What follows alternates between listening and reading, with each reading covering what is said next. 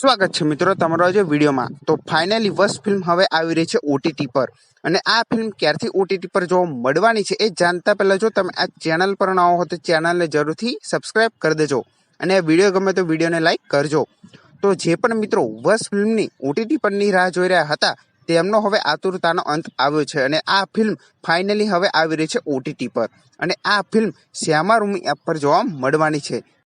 કેમ કે શ્યામા રૂમી એપ તરફથી વશ ફિલ્મના નવા પોસ્ટર અને ટ્રેલર પણ રિલીઝ કરી દેવામાં આવ્યું છે અને વશ ફિલ્મ 26 એપ્રિલથી શ્યામા રૂમી એપ પર જોવા મળવાની છે। હા મિત્રો, વશ ફિલ્મ શ્યામા રૂમી એપ પર 26 એપ્રિલથી જોવા મળવાની છે।